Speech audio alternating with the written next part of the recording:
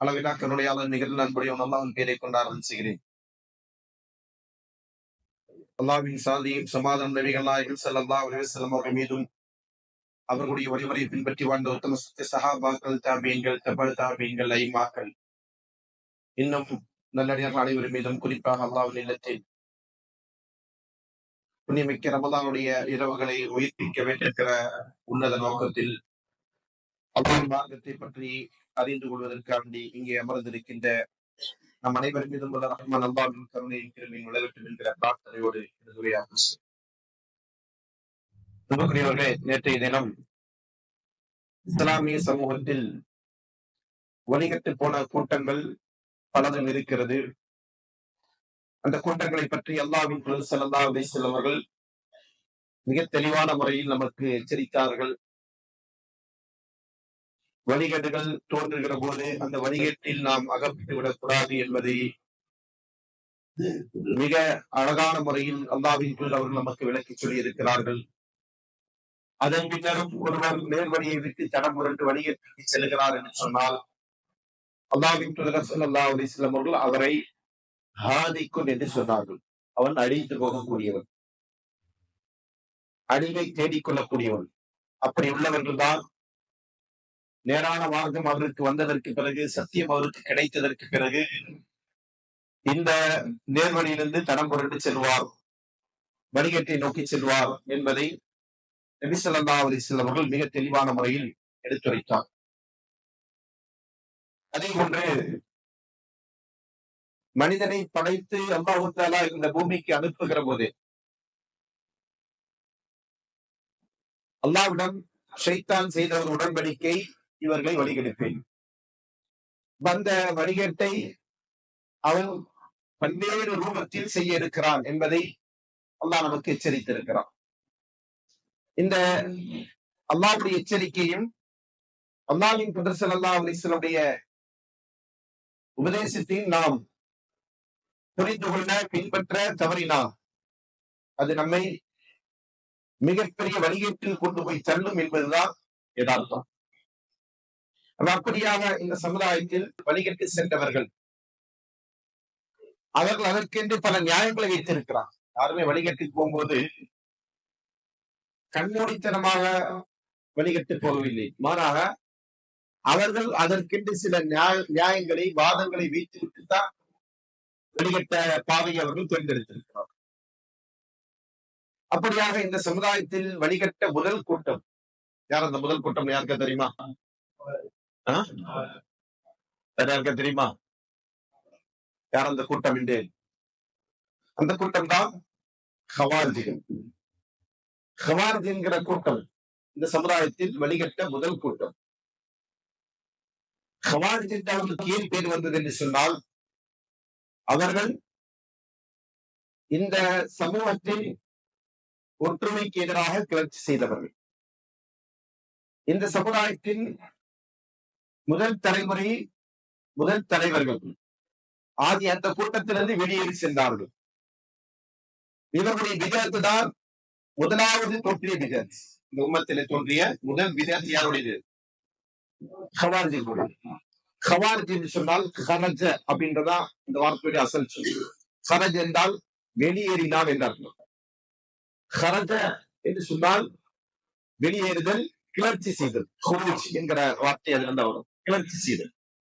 அப்போ இஸ்லாமிய ஆட்சிக்கு எதிராக கிளர்ச்சி செய்யக்கூடியவர்கள், இஸ்லாமிய தலைமைத்துவத்திற்கு எதிராக கிளர்ச்சி செய்யக்கூடியவர்கள், இஸ்லாமிய கூட்டமைப்பை விட்டு வெளியேறி செல்லக்கூடியவர்கள். இதுதான் இந்த வார்த்தைக்கான பொருள்.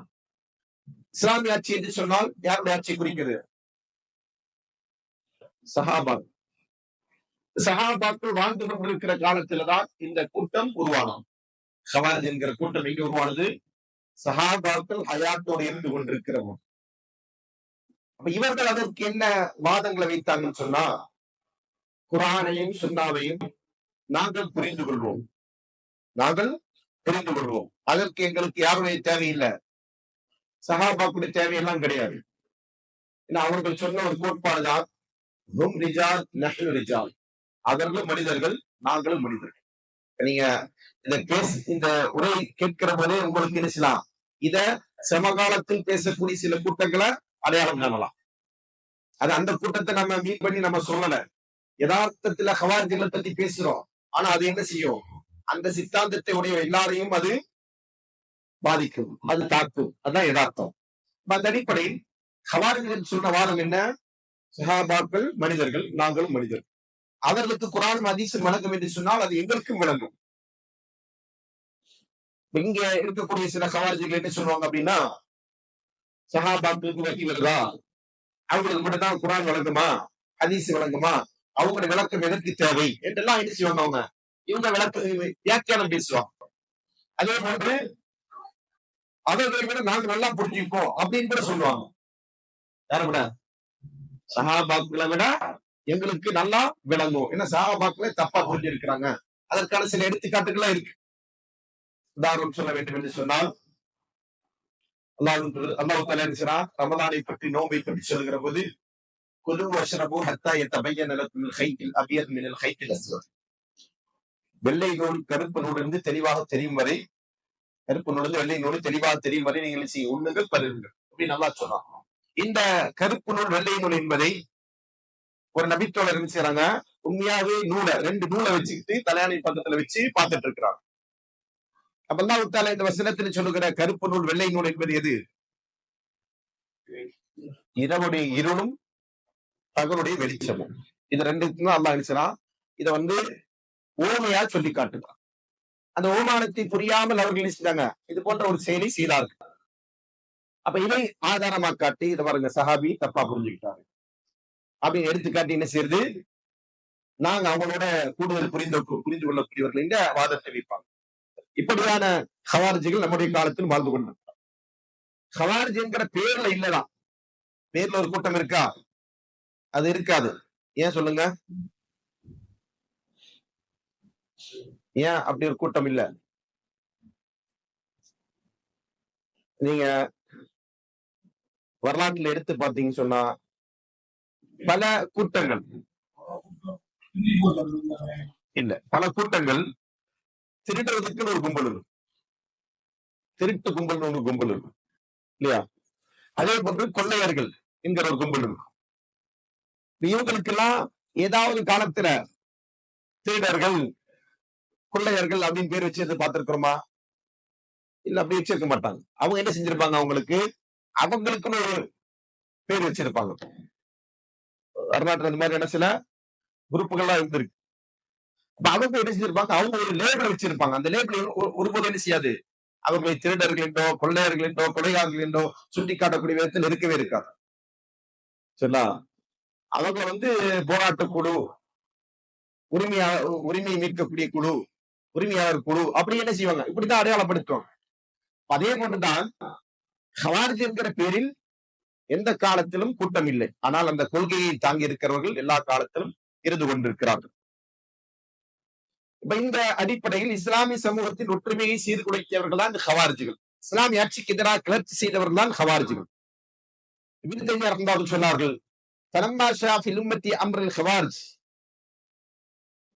சமூகத்தில் ஹவாரிஜுடைய விஷயம் பரவலான போது சஹாபாக்கள் அவர்களை பற்றி பேசினார்கள்.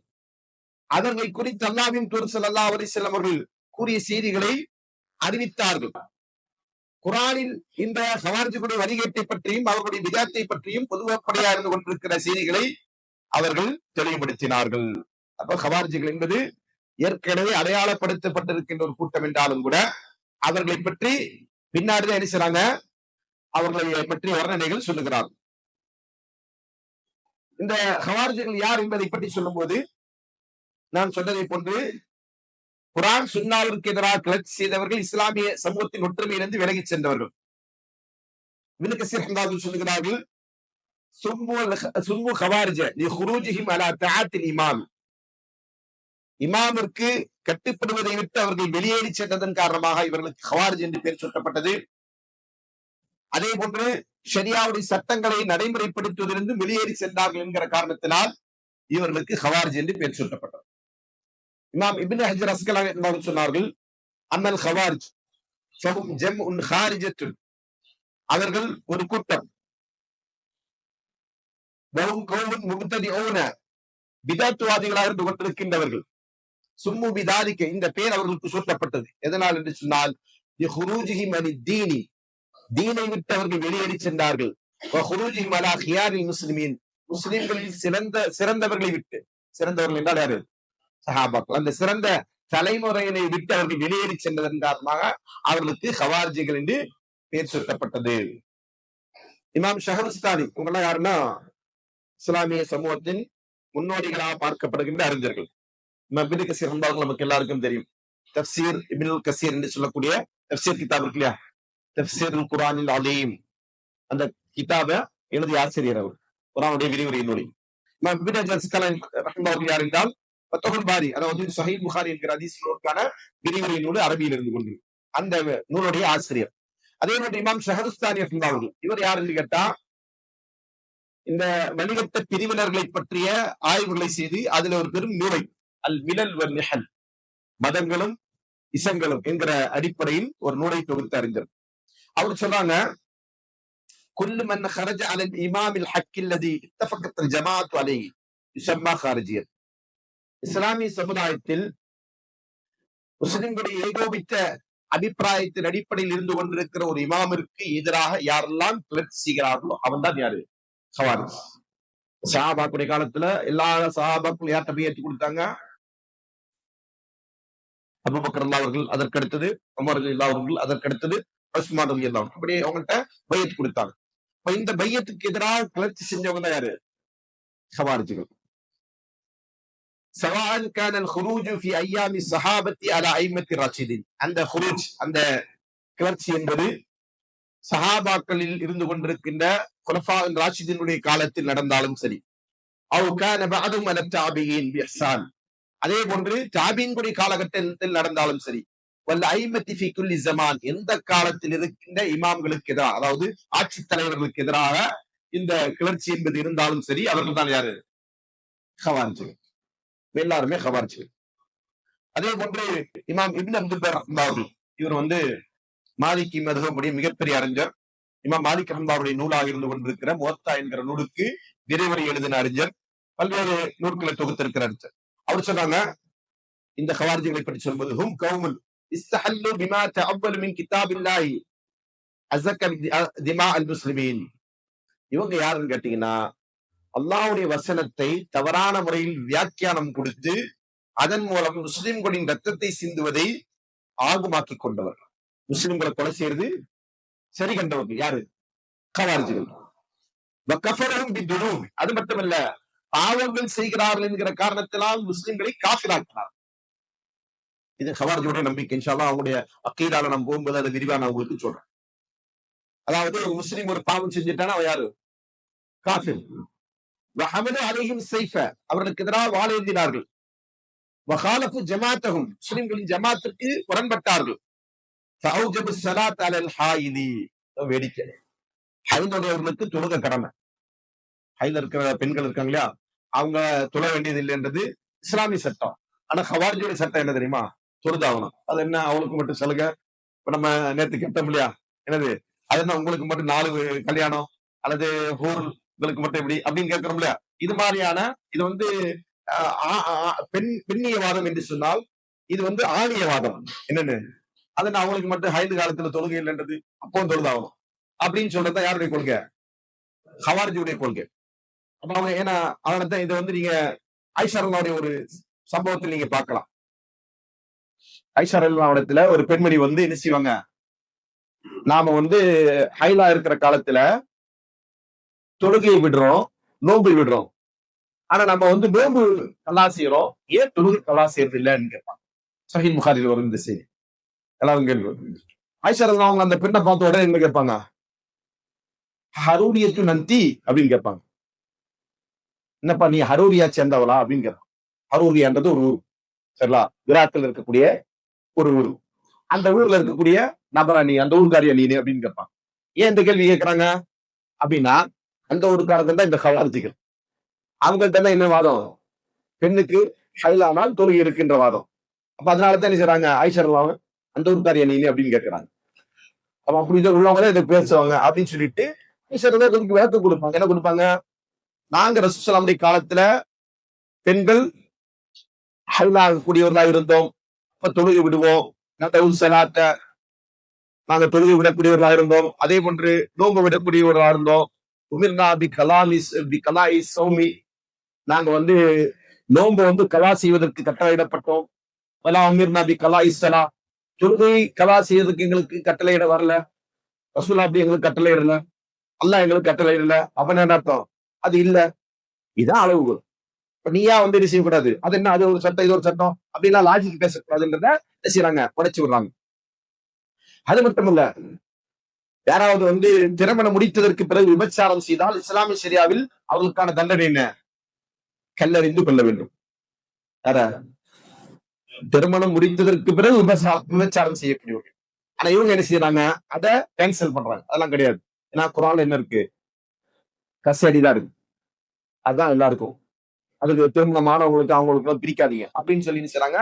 அந்த சட்டத்தை அவங்க உடைக்கிறாங்க. அதே போன்று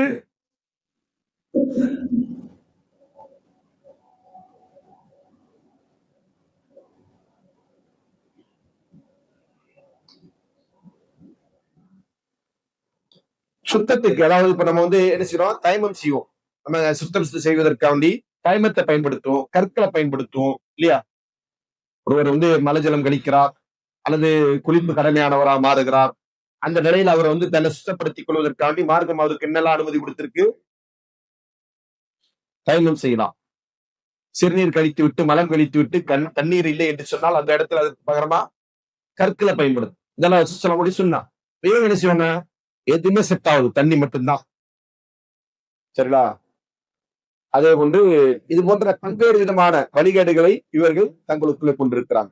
இதான் ஹவாரிஜிகளின் உருவானார்கள், அவங்க யார் என்பதை பற்றிய சுருக்கமான விளக்கம். அடுத்ததாக, இந்த ஹவாரிஜிகளை பொறுத்தவரையில் அவருடைய மிக மோசமான கொள்கை, அவங்க ஒரு விதத்துவாதிகள் என்பதில எல்லா அறிஞர்களும் ஏகோபித்திருக்கிறார்கள். ஷேகுல் இஸ்லாம் இப்னு தைமிய்யா சொன்னாங்க, அவ்வளவு பிதஅத்தின் ஹதஸ் ஃபில் இஸ்லாமி பிதஅத்துல் ஹவாரிஜ். இஸ்லாத்தில் தோன்றிய முதல் பிதஅத் என்ன தெரியுமா? பிதஅத் என்றால் நேற்று நம்ம சொன்னோம். என்ன பிதஅத்? என்ன? புதிதாக மார்க்கத்தில் உருவாக்குகிறோம். இஸ்லாமிய மார்க்கத்தில் தோன்றிய புதிய பிதஅத்தில் முதன்மையான பிதஅத் ஹவாரிஜிகள் என்கிற பிதஅத். அவர்கள் என்ன செஞ்சாங்க? ஜமாத்துல் முஸ்லிம்களை பிரித்தார்கள். அதே போன்று பிதஅத்துகளை உருவாக்கினார்கள். அதனால் அவர்கள் மார்க்கத்தை விட்டு வெளியேறி சென்றவர்கள் அவர்கள் என்று என்ன செய்றாங்க? சொல்லி கொடுப்பாங்க. இவர்களுடைய சோதனையால் முஸ்லிம் சமுதாயத்திற்கு மிகப்பெரிய சோதனை. அவர்களை குறித்து எச்சரிக்கக்கூடிய பல்வேறு ஹதீஸ்கள் இருந்து கொண்டு ஆதாரங்கள் கொண்டு அபூ உமாமா ரலியல்லாஹு சொல்றாங்க, கிலாபுன் நார் அப்படின்னு சொல்லிட்டு ஷர்ஃபு கத்லா தஹ்த அதீமி ஸமா கைரு கத்லா மன் கத்தலூஹு சொல்றாங்க. இவர்கள்லாம் நரகத்தின் நாய்கள். யாரை சொல்றாங்க? ஹவாரிஜிகளை சொல்றாங்க. ஹவாரிஜிகள் சுட்டி காட்டிட்டு சொல்றாங்க, இவர்களை இந்த உலகத்துல கொலை செய்யக்கூடியதில் மிக மோசமான கொலை செய்ய வேண்டியவர்கள் இவர்கள் தான். மோசமாக கொல்லப்பட வேண்டியவர்கள் யாரு? ஹவாரிஜிகள். கொலை செய்பவர்களில் சிறந்தவர்கள் யார் என்றால் இவர்கள் கொல்லக்கூடியவர்கள் என்ன செய்றாங்க? அபூ உமாமா ரலியல்லாஹு அன்ஹு என்று சொல்லக்கூடிய சஹாபி என்ன செய்றாங்க? இதை ரசூலுல்லாஹி ஸல்லல்லாஹு அலைஹி வஸல்லம் இப்படி சொன்னாங்க என்பதை சொல்லிவிட்டு சொல்றாங்க. சரிங்களா? ஏன்னா அவர்கள் இந்த உம்மத்தில் ஏற்படுத்தக்கூடிய ஃபித்னா என்பது மிகப்பெரிய ஃபித்னா. இதை இப்னு தைமிய்யா சொன்னாங்க, யூத நசாராக்களுடைய குழப்பத்தை விட இந்த சமுதாயத்தில் இவர்களால் ஏற்படுகின்ற குழப்பம் மிகப்பெரியது. அதனாலதான் என்ன செய்றாங்க? இவங்களை கொலை செய்ய வேண்டியவர்கள் மோசமானவர்கள் என்று சொன்னார்கள். ஏனென்றால் இவர்கள் முஸ்லிம்களின் ரத்தத்தை சிந்துவதை சரி காணுகிறார்கள், அவருடைய சொத்துக்களை அபகரிப்பதை சரி காணுகிறார்கள், அவர்களுடைய பிள்ளைகளை கொலை செய்வதையும் அதே போன்று முஸ்லிம்களை காப்பராக்குவதையும் இவர்கள் சரி காணுகிறார்கள். இப்படிப்பட்ட இவர்களுடைய மகிழ்ச்சித்தனத்தின் காரணமாக, இவருடைய விதத்தின் காரணமாகத்தான் அவர்களை குறித்து இவ்வாறு சொல்லப்பட்டிருக்கிறது என்று நினைச்சாங்க, சொல்லி காட்டுறாங்க. அதே போன்று இப்னு ஹஜர் அஸ்கலானி சொன்னாங்க, விதத்துவாதிகளில் மிக மோசமான விதத்துவாதிகள் இவர்கள் தான். உம்மத்திலேயே மிக மோசமான விதத்துவாதி யாரு? ஹவாரிஜிகள் தான் என்று சொல்லி காட்டுறாங்க. ஹவாரிஜிகளை பொறுத்த வரைக்கும் இவங்கள பல குரூப் இருக்கு. ஹவாரிஜிகள்ல பல குரூப் இருக்கு. இதெல்லாம் அவங்களுக்கு வச்சுக்கிட்ட பேரு. நாம ஹவாரிஜ் என்று என்ன செய்றோம்? பொதுவா பேர் சொல்றோம். அதே நேரத்தில் அவர்களுக்காக அவங்க சுட்டி கொண்ட பேர் சந்தர்ப்பத்திற்கும் சூழ்நிலைக்கு ஏற்ப, நான் ஏற்கனவே சொன்ன மாதிரி ஒரு சித்தாந்தத்தை உடையவர்கள், ஒரு அமைப்பை உருவாக்கக்கூடியவர்கள், அந்த அமைப்புக்குன்னு பேர் வச்சுப்பாங்க இல்லையா, அந்த மாதிரி இவங்க பேர் வச்சிருக்கிறாங்க. அதுல வந்து ஹரூரியா என்ற ஒரு பேர். அதற்கு நான் காரணத்தை சொன்னேன். கூஃபாவுக்கு பக்கத்துல இருக்கக்கூடிய ஒரு ஊர் தான் இது ஹரூரா என்பது. அந்த ஊர்ல இவங்க வந்து என்ன செய்யறாங்க, ஹரூரியாக்கள் என்று இவர்களை அடையாளப்படுத்துகிறார். அதே போன்று இவர்களுக்கு வேறொரு பேர் சுட்டப்பட்டு முக்கஃபிரா. இவங்களுக்கு மாறு செய்கின்றவர்கள் எல்லாருமே இவங்க காஃபிர் ஆக்குவாங்க. அதனால வந்து முக்கஃபிராக்கள் என்று சொல்லுவாங்க. ஷுர்ராத் அப்படின்னு ஒரு பேரு. ஷுர்ராத். ஷுர்ராத் என்று சொன்னால் அல்லாஹ்விற்காண்டி நாங்கள் எங்களை விற்றவர்கள் என்று அவங்க சொல்லுவாங்க. அப்படின்னு அர்த்தம், நாங்க எங்களை அல்லாஹ்வுக்கு அர்ப்பணிச்சிட்டோம் அப்படின்னு அவங்க தங்களை சொல்லிக் கொண்டதுனால இவர்களுக்கு நாங்க சொர்க்கத்தை எதிர்பார்க்கிறோம், சொர்க்கத்துக்கு எங்களை நாங்க வித்துட்டேன்னு சொல்லுவாங்க. அதனால இவங்களுக்கு என்ன செய்வாங்க, ஷுர்ராத் என்ற பேர் இருந்து கொண்டு. அதே போன்று அல் அஸாரிகா என்கிற ஒரு பேர். இது எதனால வந்துச்சு சொன்னா, நாஃபி பின் அஸ்ரத் அல் ஹனஃபி என்று சொல்லக்கூடிய ஒருவர். இவர் வந்து இந்த ஹவாரிஜ் கொள்கையை உருவாக்கி அதற்கு அவர் தலைமை தாங்கினார். அப்ப அந்த நாஃபி பின் அஸ்ரத் என்பவரை பின்பற்றக்கூடியவர்கள அஸாரிகா என்கிற பெயரை சொல்லி அழைக்கப்பட்டார். விடுவை வந்து முதல குருவாக இருக்கு இல்லையா, மாலிக் அல்லாவுடைய பேருல மாலிக் என்கிற மாலிகி, ஷாஃபி, ஹனஃபி, ஹம்பலி அப்படின்னு சொல்லுவாங்க. இதெல்லாம் இமாம்களுடைய பேர்ல உருவாக்கும். அதே மாதிரியான ஒரு கான்செப்டாக இந்த ஹவாரிஜுல அஸாரிகா என்கிற ஒரு கூட்டம் இருந்து கொண்டு. சரிங்களா, இதுல இந்த அஸாரிகாக்கள் தான் இருக்கக்கூடிய அந்த கூட்டங்களிலேயே மிகப்பெரிய கூட்டம். ஏன் அப்படின்னா, நம்ம வந்து ஹரூரியாக்கள் என்று ஹவாரிஜுகள் சொன்னோம், அதே போன்று ஷுர்ராத் என்று சொன்னோம், அதே போன்று முக்கஃபிராக்கள் என்று சொன்னோம். இதெல்லாம் வந்து ஒரு டீமா ஆர்கனைஸ் ஆயிட்டு ஒரு ஃபார்ம் ஆகி ஒரு தலைமைத்துவம் என்கிற அடிப்படையில் அவங்க ஒன்று கூடல, அப்படி அவங்க அறியப்படல. சரிங்களா, ஆனா இந்த பேருடையவர்கள் யாரு, அஸாரிகா என்பவர்களுக்கு ஒரு தலைமை இருக்கு. ஒரு தலைமையின் கீழ அணிவகுத்தவங்க தான் இவங்க. அப்ப இவங்களுக்கு ஒரு கொள்கை கோட்பாடுகளை உருவாக்கி வைத்து விட்டு அதன் அடிப்படையில் இவங்க என்ன செஞ்சாங்க, செயல்பட ஆரம்பித்தாங்க. இவங்க யாருடைய காலத்தில் இருந்தாங்கன்னா, அப்துல்லா பின் ஜுபைர் ரலியல்லாஹு அன்ஹு இருந்தாங்க இல்லையா, அவருடைய காலத்தில் இவங்க என்ன செஞ்சாங்க, பாரசீகம் அதே போன்று ஈராக் போன்ற நகரங்கள்ல பெருகி காணப்பட்டவர்களா இருந்தாங்க. அங்க பல ஊர்கள் என்ன செஞ்சாங்க, பல்வேறு குழப்பங்களை இவர்கள் ஏற்படுத்தினாங்க. குறிப்பா இவங்க தான் என்ன செஞ்சாங்க, விபச்சாரத்திற்கு திருமணம் செய்து விபச்சாரம் செய்கின்றவருக்கு கல்லால் எறிந்து கொள்வது இல்லை என்று சொன்னாங்க. அந்த தண்டனை கிடையாதுன்னு மறுத்தாங்க. அதே போன்று யாராவது வந்து ஒருத்தர் மேல அவதூறு சொல்லிட்டான், அவதூறுக்கு கசையடி இருக்கு இல்லையா, அந்த கசையடி எல்லாம் கிடையாது என்று மறுத்தாங்க. அதாவது ஆண்கள் மீது அவதூறு சொன்னா அதுக்கு தண்டனை கிடையாது, அதே நேரத்துல பெண்கள் மீது அவதூறு சொன்னா அவங்களுக்கு மட்டும் தண்டனை உண்டு அப்படின்னு நினைச்சிட்டாங்க, சொன்னாங்க. அது மட்டும் இல்ல, திருடனுக்கு கை வெட்டணும் இல்லையா, ஒருத்தர் திருடிட்டானா என்ன செய்யணும், அவருக்கான தண்டனை என்ன, கை வெட்டணும். ஏன்னா அல்லாஹ் தஆலா அல்-குர்ஆன்ல சொல்லி காட்டுகிறான், அஸ்ஸாரிகு வஸ்ஸாரிகு தும்மக்தா வைதிஹுமா ஜஸாஅ பிமா கஸபா நக்கால மினல்லாஹ். திருடனோ திருடியோ யாரோ ஒருத்தர் திருட்டு வேலையில் ஈடுபட்டு விட்டார்கள் ஏனால் அவருடைய கரங்களை துண்டிங்க. சரிங்களா, எதுக்காண்டி, அவர்கள் சம்பாதித்ததற்கான கூலி, அல்லாஹ்விடம் இருந்து அவர்களுக்கான தண்டனை. கை வெட்டணும். எது வரைக்கும் வெட்டணும், கை எது வரைக்கும் வெட்டணும், மணிக்கட்டு வரைக்கும் தான் வெட்டணும். சரிங்களா, இவங்களுக்கு கணக்கு என்னது, இங்க வரைக்கும் வெட்டணும், தோல் வரைக்கும் வெட்டணும். இது யாருடைய வாதம், ஹவாரிஜுடைய வாதம். சரிங்களா, அதே போல இந்த திருட்டிலும் கூட குர்ஆன் வசனம் பொதுவா இருக்கு, ஹதீஸ்கள் அதற்கு விளக்கமா இருந்து கொண்டு என்ன மாதிரியான திருட்டுக்கு தண்டனை, என்ன மாதிரியான திருட்டுக்கு தண்டனை இல்ல.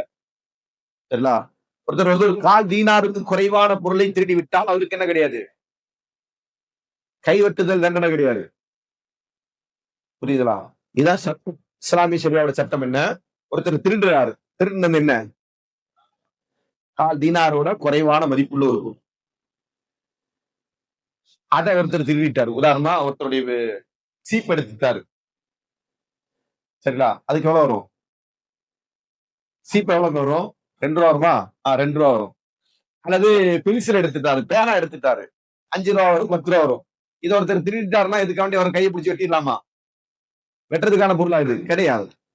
சரியா, அவர் வெட்டுறது கிடையாது.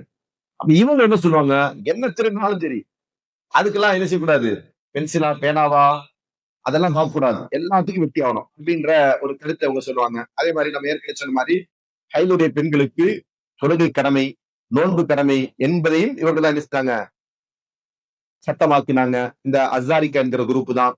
அதே போல குழந்தைகளா இருந்தாலும் சரி, பெண்களாக இருந்தாலும் சரி, யார் அவர்களுடைய படையில் இல்லையோ, அவங்க படையில் சொன்னால் அவங்க ஒரு டீமா இருக்கிறாங்களா, அந்த டீம்ல இருந்துட்டு அவங்களை எதிர்க்கக்கூடியவர்களை சண்டை செய்யறாங்க, போர் செய்யறாங்க. அப்படி உள்ள கூட்டத்தில் இல்லையோ, அப்படி உள்ள குழந்தைகளையும் கொள்ளலாம், பெண்களையும் கொள்ளலாம். இஸ்லாமிய சரியாவுடைய சட்டம் என்ன? குழந்தைகளையும் பெண்களையும் கொல்லக்கூடாது. ஆனா இவங்க என்ன செய்வாங்க, கொல்லணும் அப்படின்ற சட்டத்தை உருவாக்குனாங்க. அதே போன்று இவர்களுக்கு எதிராக யாரெல்லாம் இருக்கிறாங்களோ அவங்க எல்லாம் என்ன செய்யணும், அவங்க எல்லாருடைய ரத்தம் சிந்துவதையும், அவர்களை கைதியாக்குவதையும், அவர்களை கொலை செய்வதையும், அவர்களை விற்பதையும் எல்லாமே கூடுமானது என்று அவர்கள் வாதிட்டார்கள். சரிங்களா? அதே மாதிரி அவர்களுக்கு மாறு செய்யக்கூடியவர்கள், அவர்களுக்கு எதிராக இருந்து கொண்டிருக்கிறவர்கள், அவங்க எல்லாம் யாரு? முஷ்ரிக்குகள், இணை வைப்பாளர்கள். அவங்க எல்லாருமே நரகத்துல நிரந்தரமா இருப்பாங்க. சரிங்களா? அப்படி உள்ளவர்கள் வாழுகின்ற நாடு குஃப்ரான நாடு. உதாரணமா இன்னைக்கு அரபு நாடுகள் இருக்கு. அரபு நாடுகள் என்று சொன்னால் ஏறத்தாழ ஒரு 58-60 நாடுகள். அந்த நாடுகள் உள்ளவர்கள்லாம் யாரு? முஸ்லீம்கள். இப்ப அந்த நாட்டுல ஒரு நாடு வந்து கவாரிஜி நாடுன்னு வச்சுக்கீங்க. சரிங்களா? இந்த சுத்தி உள்ள நாடுகள்லாம் என்னது? கவாரிஜிகளை பொறுத்த வரைக்கும் முஷ்ரிக்குகளுடைய நாடு. அவங்க நிரந்தர நரகவாசி. அவங்களை எதிர்த்து போர் செய்வது குழு, அவருடைய சொத்துக்களை சூறையாடுவது ஆகுமானது. சரிங்களா? அப்படின்னு சொல்லக்கூடியவர்களாக இவர்கள் இருந்தார்கள். சரிங்களா? அதே போன்று யாராவது ஒரு பெரும்பாவம் செய்து விட்டார், கொலை செய்வது, கொள்ளையடிப்பது, விபச்சாரம் செய்வது, திருடுவது போன்ற ஏதாவது பெரும்பாவத்தோரத்தை செஞ்சுட்டானா இவருடைய பார்வையில் அவர் காப்பிராயிட்டான், இஸ்லாத்தை விட்டு வெளியே போயிட்டான். அதனால அவன் யார் இருப்பான்னா நரகத்துல நிரந்தரமா இருப்பான் என்ற வாதம் இவர்களுக்கு இருக்கு. அதே போன்று அலி ரலியல்லாஹு அவர்கள் காப்பீர். இது யாருடைய கொள்கை? ஹவாரிஜிகளில் இருக்கக்கூடிய அசாரிக்காவுடைய கொள்கை. எல்லா ஹவாரிஜும் நம்ம சொல்லக்கூடாது. பெரும்பான்மையான இந்த அசாரிக்காவும் அதே போன்று ஹரூரியாக்களும் தான் இந்த வாதத்துல விடாப்பிடியா இருந்தவர்கள். என்ன காரணம் சொல்லுவாங்க அவர்களுக்கு? அலி ரலியல்லாஹு அவர்கள் மனிதர்களை தீர்ப்பாளி ஆக்கி அவர்கள் சொல்லுகின்ற தீர்ப்புக்கு கட்டுப்பட்டார். அலி ரலியல்லாஹு மனிதர்களுக்கு மத்தியில் நடக்கின்ற பிரச்சனைகளுக்கு தீர்ப்பாளியாக மனிதர்களை ஏற்படுத்துகிறார். தீர்ப்பு சொல்லக்கூடிய அதிகாரம் யாருக்குதான்? அல்லாஹ்விற்கு மட்டும்தான் என்பதுதான் கவாரிஜியுடைய வாதம். அது குர்ஆன் வசனம் இருக்கு. ஏன்னா அல்லாஹ் சொல்றான், இனில் ஹுக்ம இல்லா லில்லாஹ். ஹுக்மு, தீர்ப்பளிக்கக்கூடிய அதிகாரம் அல்லாஹ்விற்கு மட்டுமே, ஆட்சி அதிகாரமும் அல்லாஹ்விற்கு மட்டுமே. இது அந்த வசனத்துடைய பொருள். அந்த வசனத்தை வைத்துக் கொண்டு இவங்க என்ன செய்றாங்க, அலி ரலியல்லாஹு அவர்களுக்கும் முஆவியா ரலியல்லாஹு அவர்களுக்கும் பிரச்சனை வந்த போது அந்த போரை சுமூகமா முடிப்பதற்காக சிஃபின் என்கிற போர், அந்த போரை வந்து அவங்க என்ன செய்றாங்க, சமாதானத்தின் அடிப்படையில் முடிக்கணும் என்பதற்காண்டி அவங்க என்ன செஞ்சாங்க, 2 தரப்புல இருந்தும் நீதிபதிகளை நியமிச்சாங்க. அபு மூஸா அஷ்அரி ரலியல்லாஹு அவர்களையும் அம்ர் பின் ஆஸ் ரலியல்லாஹு அவர்களையும் என்ன செஞ்சாங்க, இவங்க 2 பேரையும் தலைமையாக்கி இவங்க 2 பேரும் என்ன தீர்ப்பு சொன்னாங்களோ அதுக்கு நம்ம கட்டுப்படுவோம் அப்படின்னு அவங்க நினைச்சாங்க. 2 தரப்புமா உடன்பட்டு பேச்சுவார்த்தையின் அடிப்படையில் ஒரு தீர்மானத்துக்கு வராங்க. அப்ப இதை அலி ரலியல்லாஹு ஏற்றுக்கொண்டார்கள், அந்த பக்கம் முஆவியா ரலியல்லாஹு ஏற்றுக்கொண்டாங்க. அப்ப அதன் அடிப்படையில தான் அந்த சிஃபின் போர் வந்து அமைதி உடன்பாட்டுக்கு வந்தது. அப்ப இவங்க என்ன செஞ்சாங்க, இது போன்ற ஒரு மனிதர்களை அவங்களுடைய சட்டங்களுக்கு, அவங்களுடைய பிரச்சனைகளுக்கு தீர்ப்பு சொல்லக்கூடிய தீர்ப்பாளர் ஆக்கினாங்க. அதனால இவங்க எல்லாம் யாராயிட்டாங்க, காஃபிர் ஆயிட்டாங்க என்பதுதான் யாருடைய வாதம்? ஹவாரிஜியுடைய வாதம். அலி ரலியல்லாஹு அவர்கள் காஃபிர், இன்னா லில்லாஹி வ இன்னா இலைஹி ராஜிஊன். அபு மூஸா அஷ்அரி ரலியல்லாஹு அவர்கள், அம்ர் பின் ஆஸ் ரலியல்லாஹு அவர்கள், உஸ்மான் ரலியல்லாஹு அவர்கள், தல்ஹா ரலியல்லாஹு அவர்கள், ஜுபைர் ரலியல்லாஹு அவர்கள், ஆயிஷா ரலியல்லாஹு அவர்கள், அப்துல்லாஹ் பின் அப்பாஸ் ரலியல்லாஹு அவர்கள், இப்படி பல பேரையும் அவங்க என்ன செய்றாங்க, காஃபிராக்கிட்டு இவங்க எல்லாம் யாரா இருப்பாங்க, நரகத்தில் நிரந்தரமா இருப்பார்கள் என்கிற வாதத்தை ஹவாரிஜிகள் கொண்டிருக்கிறார். இப்படியான ஒரு அபத்தமான ஒரு கொள்கை இவரிடத்தில் இருந்து கொண்டிருக்கு. அதே போன்று இவங்களுடைய ஊர்களுக்கு யார் வந்து இவங்களுடைய நிலைப்பாட்டை ஏற்றுக்கொண்டு ஹிஜ்ரத் செய்து வரவில்லையோ அவங்க எல்லாம் முஷ்ரிக். எந்த அளவுக்கு அவங்க வந்து ஹவாரிஜா இருந்தாலும் சரி, ஒரு ஹவாரிஜியுடைய நாடு இருக்கு, அந்த ஹவாரிஜியுடைய நாட்டிற்கு அல்லது ஊருக்கு இன்னொருவர் ஹவாரிஜா வேற ஊர்ல இருக்கிறார், அதே கொள்கையில் இருக்கிறார். ஆனா அவர் என்ன செய்யல, இந்த ஊருக்கு வரல அப்படின்னா அவர் யாரு? அவர் முஷ்ரிக். இங்க தமிழகத்துல பாத்தீங்கன்னு சொன்னா இந்த கொள்கை நான் ஏற்கனவே சொன்னேன் இல்லையா, சஹாபாக்களை விட நாங்க அதிகமா விளங்குவோம், சஹாபாக்களும் மனிதர்கள் தான், அவங்களுக்கு வகை எல்லாம் வரல அப்படின்னு வாதம் வச்சவர்கள் ஒரு காலத்துல, இப்ப அந்த நிலைப்பாட்டு வந்து மாறிட்டாங்க. ஒரு காலத்துல அவங்க என்ன சொன்னாங்க, யாரெல்லாம் அவங்க ஜமாத் இல்லையோ, யாரெல்லாம் அவங்க ஜமாத்துல தொழுகலையோ அவங்க எல்லாம் யாரு முஸ்லிக் சொன்னாங்களா இல்லையா? சொல்லுங்க, மூத்தவங்க சொல்லுங்க, சொன்னாங்களா இல்லையா? பிரச்சாரம் பண்ணாங்களா இல்லையா? அவங்க எல்லாருமே முஸ்லிக். இப்ப யாருடைய வாதம் இதெல்லாம்? எல்லாம் அவங்களுடைய பாட்டம் போட்டனான ஹவார்ஜுடைய கொள்கை. சரிங்களா? அந்த கொள்கையை தான் அவங்க என்ன செய்றாங்க, இங்க வந்து புதிய லேபிள்ல, புதிய பேர்ல, புதிய பேனர்ல என்ன செய்றாங்க, சொல்லிக் கொண்டிருக்கிறாங்களே தவிர வேற எந்த ஒரு மாற்றமும் அதில் இல்லை. சரிங்களா? அப்ப இந்த அடிப்படையில் பல்வேறு விதமான வழிகேட்டை இந்த சமூகத்தில் தோற்றுவித்தவர்கள் தான் ஹவார்ஜிகள். இந்த ஹவார்ஜுடைய சமகால பதிப்புகள் இதெல்லாம் வந்து நம்ம இப்ப சொல்றது யாரு, சுர்ராத்துகளும் அசாரிக்காவும் ஹரூரியாக்களும் முக்கஃபிராக்களும் இவங்கெல்லாம் யாரு, அந்த காலத்துல வாழ்ந்தவங்க, சஹாபாக்கள் வாழ்ந்து கொண்டிருக்கிற காலத்தில் வாழ்ந்தவங்க. சரிங்களா? இவங்க செஞ்ச ஒரு மிகப்பெரிய ஃபித்னா என்ன தெரியுமா? இவங்க செஞ்சதுலேயே மிகப்பெரிய ஃபித்னா யாருக்கா தெரியுமா? வரலாற்றில் ஹவாரிகள் செய்த மிகப்பெரிய குழப்பம், உஸ்மான் ரலியல்லாஹு அவர்களை கொலை செய்தது. உஸ்மான் ரலியல்லாஹு கொலை செஞ்சவங்க யாரு? ஹவாரிஜிகள். எப்படி கொலை செஞ்சாங்க அவங்கள? இவர் வந்து மதீனாவில் இருக்கிற உஸ்மான் ரலியல்லாஹு அவர்கள் அவருடைய வீட்டில் இருந்து கொண்டிருக்கிற போது வீட்டை முற்றுகையிட்டு ஹவாரிஜிகள் என்கிற கூட்டம், சரிங்களா, அதுல பெரும் பெரும் சஹாபாக்கள் அலி ரலியல்லாஹு அவர்கள் இன்னும் பல சஹாபாக்கள் செஞ்சாங்க. அந்த நேரத்துல ஹஜ்ஜிக்காவடி போயிருக்கிறாங்க. அவங்கள ஊர்ல இல்ல. ஊர்ல இல்லாத போது இவங்களை என்ன செய்றாங்க, அதுக்கு முன்னாடியே இந்த மாதிரியான சதித்திட்டங்கள் நடக்குதுன்னு சஹாபாக்களுக்கு தெரியுது. அப்ப அதனால என்ன செய்றாங்க, அலி ரலியல்லாஹு அவர்கள் பயணத்தை தவிர்க்க வேண்டும் என்று நினைக்கிறாங்க. அதே போன்று பெரும் பெரும் சஹாபாக்கள் அந்த முடிவுக்கு வர்றாங்க. ஆனா உஸ்மான் ரலியல்லாஹு என்ன செய்றாங்க, தனக்காக வேண்டி முஸ்லிம் சமுதாயத்தில் ரத்தம் சிந்தக்கூடாது என்கிற நிலைப்பாட்டினால அவங்க எல்லாரையும் போக சொல்லி உத்தரவிடுறாரு. அவரு கலீஃபா. என்ன செய்றாங்க, ஹஜ்ஜுக்கு போகணுன்றவங்களும் ஹஜ்ஜுக்கு போங்க, உம்ரா போனவங்களும் உம்ராவுக்கு போங்க, யாரும் என்ன செய்ய வேண்டாம், மதீனால இருக்க வேண்டிய அவசியம் இல்ல. இப்ப இந்த மாதிரி ஹவார்ஜிகள் திட்டம் திட்டுறாங்களா, அதெல்லாம் பாத்துக்கலாம் அப்படின்னு சொல்லி என்ன செய்றாரு, இவர் தான் அனுப்பி வைக்கிறார். அவருடைய நிலைப்பாடு அது என்னது, நமக்காக வேண்டி இந்த சமூகத்தில் என்ன செய்யக்கூடாது, குழப்பம் உண்டாகக்கூடாது. அப்படி இருக்கிற நேரத்தில் பெரும் பெரும் சஹாபாக்கள், மூத்த சஹாபாக்கள், சிறந்த சஹாபாக்கள் எல்லாம் அந்த மதீனாவில் இல்லாத நேரத்துல இவங்க என்ன செய்றாங்க, உஸ்மான் ரலியல்லாஹுடைய வீட்டை முற்றுகையிடுகிறார். முற்றுகை விட்டு அவங்களை செய்றாங்க, சிறைபிடிச்சு வைக்கிறாங்க. அதே மாதிரி அவர்களை வீட்டு புகுந்து என்ன செய்றாங்க, வெட்டி கொலை செய்தார்கள். அந்த கொலை செய்தவர்கள் தான் யாரு, ஹவாரிஜிகள். உஸ்மான் ரலியல்லாஹு அவர்களை கொலை செய்யறது சாதாரண விஷயமா? உஸ்மான் ரலியல்லாஹு அவர்களை கொலை செய்வது என்பது சாதாரண விஷயமா? சொல்லுங்க. நரகத்தை சொந்தமாக்கிக் கொள்ளக்கூடிய ஒருவனை தவிர வேற யாராவது இந்த வேலையை செய்வானா? ஏன் அப்படி சொல்றேன் அப்படின்னா, உஸ்மான் ரலியல்லாஹு யாரு,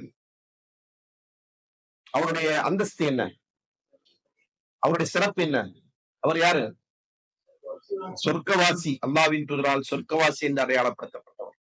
அல்லாஹ்வின் தூதர் ஸல்லல்லாஹு அலைஹி 2 மகளாரை திருமணம் முடித்தவர். ஒன்றன் ஒன்றா 2 ஒரே நேரத்துல கல்விட்டாங்க நினைக்க வேண்டாம்.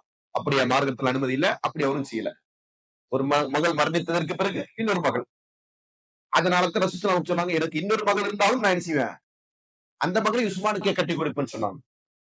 அதனாலதான் இமாம் அபு ஹனீஃபா ரஹ்மத்துல்லாஹி அவர் வந்து பயங்கரமான அறிவாளி. யாரு, இமாம் அபு ஹனீஃபா ரஹ்மத்துல்லாஹி. அவர் எப்படின்னா எல்லாத்தையும் என்ன செய்வாரு, என்ன லாஜிக் வச்சாரோ அந்த லாஜிக்கு அறிவுபூர்வமாவே பதில் சொல்லுவார். அவருடைய காலத்துல ஒரு ஹவாரிஜ், இமாமுடைய காலத்துல ஒரு ஹவாரிஜி இமாமிட்ட வந்துட்டு என்ன செய்றாங்க, என் பொண்ணுக்கு மாப்பிள்ளை வேணும்னு சொல்லி கேட்கிறார். யாருக்கு, அவரு பொண்ணுக்கு. இந்த ஆள் ஹவாரிஜின்னு யாருக்கு தெரியும், இமாம் அபு ஹனீஃபா ரஹ்மத்துல்லாஹிக்கு தெரியும். அப்ப இமாம் அபு ஹனீஃபா ரஹ்மத்துல்லாஹி என்ன செய்வாரு, ஒரு மாப்பிள்ளை இருக்க, ஒரு பையன் இருக்கிறான். பையன் எப்படின்னா பர்ஃபெக்ட், ரொம்ப நல்ல பையன். சரிங்களா? எந்த அளவுக்கு நல்ல பையனா, குர்ஆன மனப்பாடம் பண்ணி இருக்கிறான், நிறைய குர்ஆன் ஓதுவாரு, தர்மங்களை வாரி வாரி இணைப்பாரு, இரவெல்லாம் நின்று தொழுவாரு. சரியா? அப்ப இப்படிப்பட்ட ஒரு மாப்பிள்ளைய வந்து வேணாம்னா யாரும் சொல்லுவாங்களா? இப்படி ஒரு மாப்பிள்ள இருக்குன்னு ஆஃபர் வந்தா பொண்ணை பத்தவங்க எல்லாம் என்ன செய்வீங்க?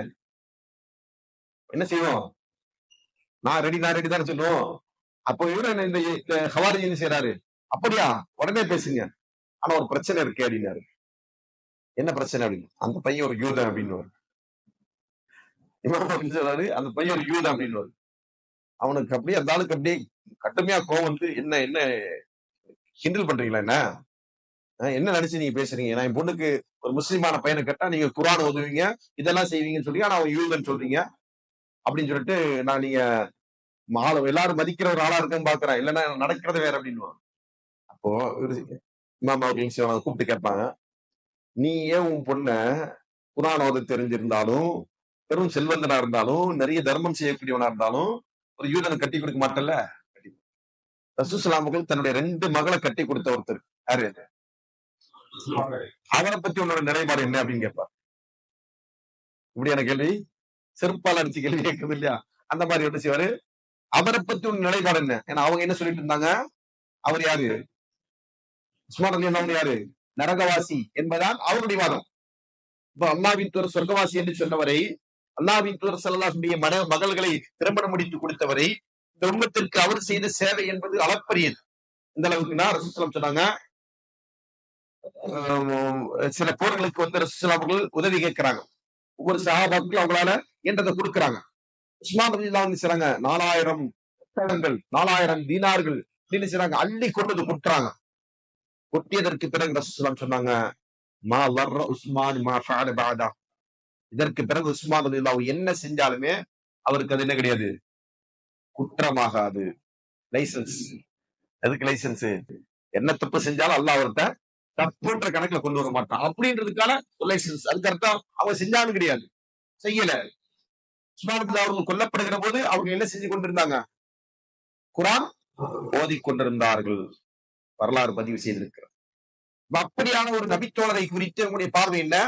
அவர் காஃபிர். இந்த வாதத்தை சொல்லித்தான் அவர்களை கொலை செய்தார்கள். இந்த வாதத்தை சொல்லித்தான் என்ன செஞ்சாங்க? ஹவாரிஜிகள் உஸ்மான் ரலியல்லாஹு அவர்களை கொலை செஞ்சாங்க. இப்படிப்பட்ட அக்கிரமக்கார கூட்டம், அநியாயக்கார கூட்டம் தான் யாரு? ஹவாரிஜ் என்கிற கூட்டம். அப்ப இந்த ஹவாரிஜிகளை பொறுத்தவரையில் இந்த சமுதாயத்தில் அவர்கள் மூலமா ஏற்பட்டிருக்கின்ற ஃபித்னாக்கள் கொஞ்ச நெஞ்சம் இல்ல.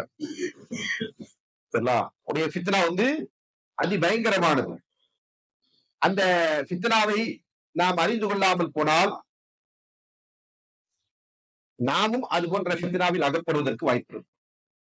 இந்த ஹவாரிஜிகள் எல்லாம் கடந்த காலத்துல வாழ்ந்தவங்க சொன்னா, சமகாலத்தில் இதே இந்த ஹவாரிஜிய கொள்கையை பின்பற்றக்கூடியவர்கள் தான் யாரு? ஒரு சில அமைப்புகள், பேர் சொல்லவே செய்யணும், எல்லாம் தெரியாது. இதுல முதன்மையா வரக்கூடியவங்க யாரு சொன்னா, ISIS. ISISக்கு தான் என்ன சொல்லுவாங்க அரபில? சுருக்கமா தாயிஷ்னு சொல்லுவாங்க. தௌலா இஸ்லாமியா ஃபிஷாமி வல் இராக், ஃபில் இராக் வஷாம். இராக்கி வஷாம் என்பதா என்னது அரபில அதன் கரெக்ட். தௌலா இஸ்லாமியான்னு சொன்னா இஸ்லாமிக் ஸ்டேட். அதான் Islamic state of Iraq and Syria. அதான் என்னது இங்கிலீஷ்ல அந்த பேரு ISIS. இவங்க யாரு? ஹவாரிஜிகள், சமகாலத்துடைய ஹவாரிஜிகள். அதே மாதிரி தான் அல் ஜபஹத்துல் இஸ்லாமியா என்று சொல்லக்கூடிய அமைப்பு. இவங்க யாருன்னா மிஸ்ர்ல இருக்கிறவங்க. இந்த அமைப்பும் யாரு? முழுக்க முழுக்க ஹவாரிஜுடைய கொள்கை கொண்டவர். ஹவாரிஜுடைய கொள்கையில ஆபத்தான கொள்கை கொண்டவர்கள். இதற்கு உதாரணம் சொல்லணும்னா ISIS உடைய செயல் தான் நமக்கு வெட்ட வெளிச்சமா எல்லாருக்கும் தெரியும் இல்லையா? ISIS கொன்று குவிச்சது யாரை கொன்று குவிச்சது? யாரை கொன்றது? முஸ்லிம்களை தான் கொன்றது. ISIS போயிட்டு என்ன செய்யல? யூதனையோ அல்லது எதிரிகளையோ கொல்லல, அல்லது இஸ்லாமிய மார்க்கத்தை நிலைநாட்டுவதற்காண்டி அவங்க சில போர் செய்யவில்லை. அவங்க செஞ்சதெல்லாம் முஸ்லிம்களை அழிப்பதற்காண்டி, முஸ்லிம்களை கொலை செய்வதற்காக. ஈராக்கிலும் சிரியாவிலும் நடத்திய கொலைகளுக்கு பின்னால் ISIS உடைய கரங்கள் இருக்கு. பல கொலைகளுக்கு பின்னால் அவங்க யாரு? வாதம் வச்சது என்ன? நாங்க தான் வந்து சொன்னோம், நம்ம மக்களுடைய அறியாமைன்னு சொன்னா கருப்பு பிளாக் ஏந்திட்டு வந்துட்டாங்க. உடனே இவங்க தான் யாரு? ரசூலுல்லாஹ் சொன்ன மஹதி கூட்டம், அல்லது சொர்க்கத்துக்கு போற கூட்டம், அல்லது ஹிலாஃபத்தை உருவாக்கக்கூடிய கூட்டம். இப்படி என்ன செய்வாங்க? சில குருட்டு நம்பிக்கையின் அடிப்படையில இது போன்ற அணிகளுக்கு பின்னால் சேரக்கூடிய ஒரு மடமைத்தனம் மக்கள்கிட்ட இருக்கு. அப்ப இப்படியான ஒரு நிலையில இந்த மக்களை ஆதரித்தவர்கள் இருந்து கொண்டு என்ன செஞ்சாங்க, எத்தனையோ பேர் இதுக்கு ஃபயர் விட்டுட்டு இருந்தாங்க இல்லையா? எதுக்கு? ISIS-க்கு வீடியோ ஷேர் பண்றது என்ன, அங்க அவங்க ஏதாவது செய்யறாங்கன்னு தெரிஞ்சு அட்டாக் பண்றாங்கன்னு தெரிஞ்சு வீடியோ வந்துச்சுன்னா அது கீழே கமாண்ட் எடுத்திருந்தேன், அல்லாஹ் அக்பர், மாஷா அல்லாஹ், சுப்ஹானல்லாஹ், இதோ இஸ்லாம் என்னது உலகத்தை ஆளப் போகுது இனிமே அப்படின்ற மாதிரி என்ன செய்யுது, அதுக்கு பின்னூட்டங்களை எழுதி கொண்டிருந்தவர்கள் எத்தனையோ பேர். அப்பவும் நம்ம அறிஞர்கள் என்ன சொன்னாங்க, இவங்க யாரும் இல்ல, முஸ்லிம்களுக்கானவர்கள் அல்ல, இஸ்லாமிய சமுதாயத்தின் தலைமை அல்ல, இஸ்லாமிய சமுதாயத்தை வழிநடத்தக்கூடியவர்கள் அல்ல, இஸ்லாமிய சமுதாயத்தின் எதிரிகள் இவர்கள் என்று சொன்னார்கள். சொன்ன உடனே அந்த சொல்லக்கூடிய உலமாக்கள் எல்லாம் யார் தெரியுமா உங்களுடைய பார்வையில? யார் சொல்லுங்க? யூத கைக்கூலிகள். அப்படி ஒரு அறிஞர் சொல்லிட்டாருன்னா அவர் யாரு? அவர் யூத கைக்கூலி. இவர் சொல்றதெல்லாம் நாங்க கேட்க மாட்டோம். ISIS பத்தி நம்ம தப்பா, அவங்க தவறானவர்கள் என்று சொன்ன உலமாக்கள் இந்த பாமர மக்களுடைய பார்வையில யாரு? யூத கைக்கூலிகள். இவங்களுக்கு எல்லாம் எங்க இருந்து பணம் வருது? அமெரிக்கா இருந்து பணம் வருது இல்ல, அல்லது இப்போ உள்ள ட்ரெண்ட் என்னன்னா சவுதியில இருந்து பணம் வருது. சவுதியில இருந்து பணம் வந்தா ஒருத்தர் எப்படி இருப்பா? சவுதியில இருந்து அமெரிக்கா இருந்து எங்க இருந்தா பணம் வந்தா எப்படி இருப்பாரு அவரு? சவுதியில இருந்து பணம் வந்துச்சுன்னா அவங்க ஒரு 1000 ரியால் தந்தாலே நம்ம ஊருக்கு எவ்வளவு ஆச்சு?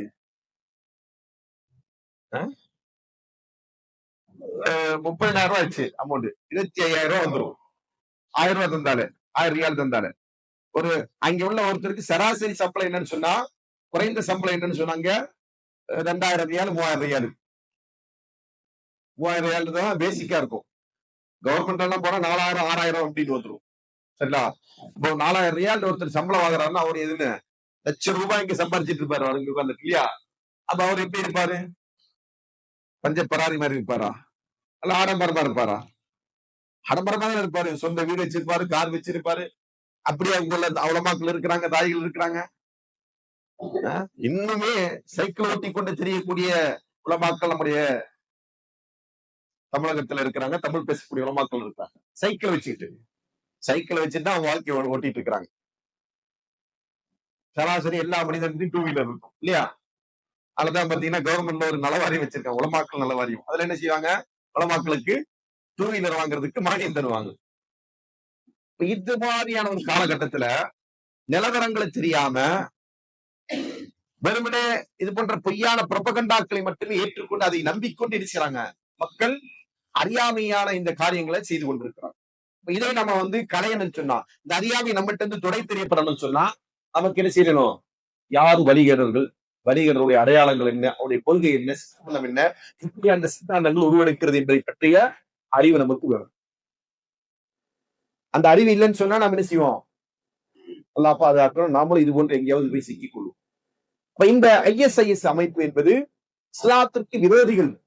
அவர்கள் செய்த அத்தனை செயலும் இஸ்லாமிய மார்க்கத்துக்கு கலங்க ஏற்படுத்தும். இன்னும் சொல்ல போனா அவங்க செஞ்ச சில கொலைகள், யூதர்களை கொலை செய்கிறார்கள் என்றெல்லாம் சொல்லி வந்த குறையெல்லாம் என்ன சொன்னா செட்டப்புகள், நாடகங்கள். எதற்காக இந்த நாடகம்?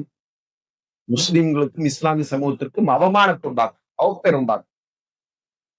இவங்க மூர்க்கத்தனமானவங்க, அழித்தொழிக்கப்பட வேண்டியவர்கள் என்கிற அந்த அடிப்படையிலான ஒரு பேர் இந்த சமூகத்திற்கு கிடைக்க வேண்டும் என்பதற்காண்டி செய்த வேலைகள். இப்படியான செயல்களை சிலர் செய்து கொண்டிருக்கிறார்கள். அதே போலதான் ஜபஹத்துல் இஸ்லாமிய என்கிற அமைப்பு. அதே போன்று சமகாலத்தில் இருக்கக்கூடிய வேறு சில அமைப்புகள் இருக்கு. இஹ்வான் முஸ்லிமீன் என்கிற அமைப்பு, ஹிஸ்புத் தஹ்ரீர் என்கிற அமைப்பு. இந்த அமைப்புகள் பத்தி எல்லாம் நம்ம என்ன பேசணும்னா தனியா ஒரு தலைப்பா பேசணும். அவர்களுடைய கொள்கை. ஆனா இதுல ஹிஸ்புத் தஹ்ரீரும் இஹ்வான் முஸ்லிமீனும் இவங்க மேற்சொன்ன ISIS போன்ற ஹவாரிஜிகள் அல்ல. ஹவாரிஜிகளையும் என்ன செய்யணும், கொஞ்சம் சாப்ட் ஹவாரிஜ் இருக்காங்க இல்லையா, சாப்ட் சங்கின்னு சொல்ற மாதிரி சாப்ட் ஹவாரிஜ் அப்படின்ற அந்த டைப்ல உள்ளவங்க. ஆனா கொள்கை என்ன? கொள்கை சித்தாந்தம் எல்லாம் அதே ஹவாரிஜுடைய அடிச்சுவட்டை பின்பற்றியது. இவர்கள் இதற்காண்டி பாடுபடுவாங்கன்னு சொன்னா இந்த நாட்டில், இந்த பூமியில் இஸ்லாமிய ஆட்சி உருவாக்கணும். இஸ்லாமிய ஆட்சி உருவாக்கணும். இஸ்லாமிய ஆட்சி உருவாகுதுல யாருக்காவது மாற்று கருத்து இருக்கா? வேண்டாம் என்றவங்க யாரும் இருக்கீங்களா? இல்ல தானே? அப்பயே நம்ம அவங்க அதை சொல்றதை நம்ம எதிர்க்கிறோம். இஸ்லாமிய ஆட்சி உருவாக்க வேண்டும் என்று அவர்கள் முன்வைக்கக்கூடிய இந்த கோஷத்தை நாம் ஏன் அது தவறு என்று சொல்லுகிறோம்? அது ஹவார்ஜிய பாதம் என்று சொல்லுகிறோம்.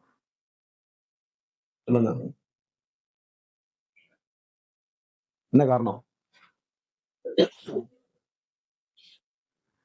இஸ்லாமிய ஆட்சியை உருவாக்குவதற்கென்று செயல்பட வேண்டும், செயல் திட்டங்களை வகுக்க வேண்டும் என்று அல்லாஹ்வும் அல்லாஹ்வுடைய தூதரவும் சொல்லவே. அல்லாஹ்வும் அல்லாஹ்வுடைய தூதரவும் சொன்னது என்ன? நன்மை ஏவுங்கள், தீமை தடுங்கள். அல்லாஹ்வின் மார்க்கத்தின் பக்கம் மக்களை அழையுங்கள். மார்க்கத்தின் பக்கம் அழைக்கிறதுன்னு சொன்னா அதனுடைய அடிப்படை என்ன? தௌஹீதின் பக்கம் அழைக்கிறது. ஷிர்க் இல்லாத சமுதாயத்தை கட்டி அமைக்கிறது. பிதஅத் இல்லாத சமுதாயத்தை உருவாக்குறது. இந்த தௌஹீதின் அடிப்படையிலான சமூகம் உருவானால்தான், ஷிர்க் இல்லாத சமூகம் உருவானால்தான் ஆட்சி அதிகாரம் அல்லாஹ் நமக்கு தருவான். இது அல்லாஹ்வுடைய வாக்குறுதி. குர்ஆன்ல நீங்க பாத்தீங்கன்னு சொன்னா அல்லாஹ் என்ன சொல்லுவான்? ஆட்சி அதிகாரத்தை அவன் தருவதாகத்தான் சொல்றான். சூரத்துல் ஆல இம்ரான் 26வது வசனத்தை எடுத்து பாருங்க. அல்லாஹும்ம மாலிகுல் முல்கி துத்தில் முல்க மன் தஷா வ தன்ஸியுல் முல்க மிம்மன் தஷா வ துஇஸ்ஸு மன் தஷா வ துதில்லு மன் தஷா பியதிக்கல் கைர் இன்னக அலா குல்லி ஷைஇன் கதீர். அல்லாஹ்வே, நீதான் ஆட்சியாளனுக்கெல்லாம் மிக்க மேலான ஆட்சியாளர். நீ நாடுகின்றவர்களுக்கு ஆட்சியை கொடுக்கிறாய். நீ நாடுகின்றவர்கள் ஆட்சியை அதிகாரத்தை பறிக்கிறாய். நீ நாடியவர்களை கண்ணியப்படுத்துகிறாய். நீ நாடியவர்களை இழிவுபடுத்துகிறாய். எல்லா கயிறுகளும் உன்னுடைய கையில் இருக்கு. இது அல்லாஹ் சொல்லி காட்டுகிறான். இதுதான் இஸ்லாமிய ஷரியாவில் ஆட்சி அதிகாரத்திற்கான அளவுகோல். அதே மாதிரி அல்லாஹ் சொல்றா, சூரத்துல் நூர் 24வது அத்தியாயத்துடைய 55வது வசனத்தில் 54 55 வசனங்கள் அல்லாஹ் சொல்வது,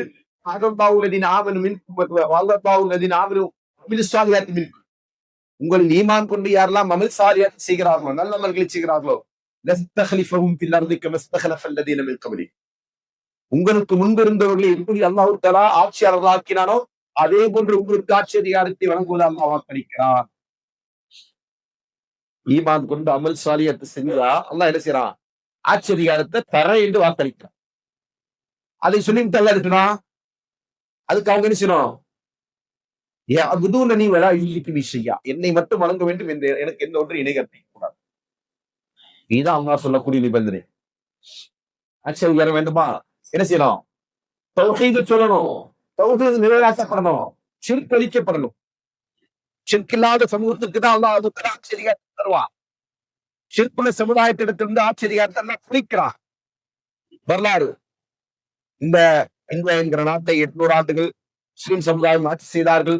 ஆனால் அந்த முஸ்லிம்கள் காலப்போக்கில் இணை வைப்பை, குஃபரை, நிராகரிப்பை, விதாத்துகளை, அனாச்சாரங்களை எல்லாவற்றையும் ஏற்றுக்கொள்ளக்கூடியவர்களாமா ஆட்சி அதிகாரம் பறி போச்சு. வச்சா இல்லையா? ஸ்பெயின்ல அங்கேயும் 800 ஆண்டுகள், 600 ஆண்டுகள், 800 ஆண்டுகள் அங்கே என்ன செஞ்சாங்க? இஸ்லாமிய சமூகம் ஆட்சி செய்தார்கள். அதற்கு பிறகு அவர்கள் சுகபோகத்தின் வாழ்க்கையை வாழ ஆரம்பித்தார்கள். அல்லாஹ்வை மறந்தார்கள். அல்லாஹ்வுக்குரிய ஹக்குகளை, கடமைகளை உதாசீனம் செய்தார்கள். அவர்கள் அல்லாஹ் பறிச்சுட்டான். அதே போன்று துருக்கிய உஸ்மானிய ஹிலாஃபா என்று சொல்லக்கூடிய பேரளவு தான் அப்படி ஒரு தலைமைத்துவம் இருந்தது. அந்த தலைமைத்துவம் எப்படி ஆயிடுச்சு? கபறுகளை கட்டுவதற்கு, அதே போன்ற தர்காக்களை உருவாக்குவதற்கு என்று அவர்கள் மானியங்கள், பொருளாதாரங்கள் செலவு செய்து கந்தூரிகள், ஊசுகள் என்று அந்த கபறுகளை அலங்கரிப்பதையும் அதற்கு புதிய புனஸ்காரங்கள் செய்வதையும் அரசு விழாவாக அவர்கள் கொண்டாடினார்கள். அவங்கள்ட்ட இருந்து என்ன செஞ்சுதான்? அதிகாரத்தை பறிச்சு. இப்ப இஸ்லாம் இந்த உலகத்தில் ஆட்சி அதிகாரத்தை செய்ய வேண்டுமா? செய்யணும். அதற்கான வழி என்ன? தௌஹீதில் ஒன்றுபட வேண்டும். ஆனா இன்னைக்கு என்ன நிலைமை அப்படின்னு சொன்னா, இவங்க தௌஹீதெல்லாம் பேசாதீங்க, அதெல்லாம் பேசினா சமூகத்துக்கு மத்தியில பிளவு உண்டாயிடும், பிரிவினை உண்டாயிடும். அப்ப வேற என்னங்க பேசுறது? ஒற்றுமை பேசுங்க. சமூக ஒற்றுமை. ஒற்றுமை எதை கொண்டுங்க ஒன்றுங்க? கொள்கை இல்லாம ஒற்றுமை உண்டாகுமா? அப்படியே கொள்கை இல்லாம ஒற்றுமை உண்டாகி ஒரு ஒன்று சேர்த்து நம்ம இடத்துல உட்கார்ந்தா நம்ம எல்லாருமே அப்படியே அமைதியா கடந்து விட்டு போக முடியுமா? முடியாது. நமக்குள்ள 1000 பிரச்சனை வரும் இல்லையா? அதே நேரத்துல நம்ம கொள்கையில ஒன்றுபட்டுட்டோம், ஒரு இடத்துல இருக்கிறோம் அப்படின்னு சொன்னா நமக்குள்ள வேற எந்த பிரச்சனையும் வராது. அதெல்லாம் நம்ம கடந்து போயிடலாம். சஹாபாக்கள் இருக்கு இல்லையா? அபூபக்கர் அவர்கள் ஆட்சி காலத்தில் உமர் அவர்கள் அவரிடத்துல பல்வேறு விஷயங்களுக்கு ஆலோசனை செய்வார்கள். சில விஷயங்களில் உமர் அவர்கள் அவர்களுக்கு முரண்படுவார்கள். வரம் பெற்றாலும் கூட என்ன செய்வாங்க, தலைவர் அவர் என்பதற்காண்டி கட்டுப்படுவாங்க. அவர்கள் சொல்லி காட்டுறாங்க. சஹாபாக்கள் சில சந்தர்ப்பத்துல என்ன செய்யுங்க, அபூபக்கர் அவங்க இப்படி செஞ்சாங்களா நீங்க ஒண்ணு சொல்லலையே, எனக்கு அப்ப உடன்பாடு இல்லை அப்படின்னு. உடன்பாடு இல்லாம தான் இருந்தது அப்படின்னு. அதே போட்டுதான் உமர்மாவுடைய காலத்திலும் பல சஹாபாக்கள் சொன்னாங்க, பல்வேறு விஷயங்களில் உடன்படாமலும் அவ்வளவு ஒன்றுபட்டு பயணித்திருக்கிறார்கள். காரணம் என்ன? கொள்கையால் ஒன்று பெற்றவர்கள், தௌஹீதுக்காக வாழ்ந்தவர்கள், சத்தியத்திற்காக வாழ்ந்தவர்கள். அதனால் அவங்களுக்கு ஏற்படக்கூடிய மற்ற மனக்கசப்புகள் எல்லாம் அவர்கள் எளிதாக கடந்து விட்டு சென்றார். அல்லாஹ்வுக்காக. அதெல்லாம் அவங்க எப்படி பார்த்தாங்க? அல்லாஹ்வுக்காண்டி விட்டுக் கொடுக்கும். கொள்கையில நம்ம ஒன்றுபடலைன்னு சொன்னா வேற எதில் ஒன்றுபட்டு நமக்கு பிரயோஜனம் இல்லை. நான் கொள்கையை கொடுத்துதான் இந்த சமுதாயத்துக்கெல்லாம் வெற்றியை தரான். அப்படிதானே? வெற்றி எதை கொண்டு நல்லா வாக்களிக்கிறான்? கொள்கையை கொண்டு. எப்படி சொல்லுங்க, கூறு லாயிலாஹ இல்லல்லாஹ் துஃப்லிஹூன். லாயிலாஹ இல்லல்லாஹ் சொல்லுங்க, வெற்றி அடைவீங்க சொன்னாங்க ரசூலுல்லாஹி அவர்கள். லாயிலாஹ இல்லல்லாஹ் சொல்லுங்க, வெற்றி அடைவீங்க. என்ன அர்த்தம்? கொள்கைக்கு வந்தால் நீங்க வெற்றி. கொள்கை இல்லைன்னா வெற்றி இல்ல. ஆட்சி அதிகாரம் தான் வேண்டும் என்றிருந்தால் ரசூலுல்லாஹி அவர்கள் மக்காவில் இருக்கிற போது ஆட்சி அதிகாரத்தை பெற்றிருக்க கூடும் தானே? அவங்க கேட்டாங்களா இல்லையா ரசூலுல்லாஹி இடத்துல, ஒரு ஆட்சி அதிகாரம் வேண்டுமா, ஒரு ஆட்சி தலைவர் ஆக்கணுமா, ஆக்கிடுவோம். ஆனா என்ன செய்யக்கூடாது, நீங்க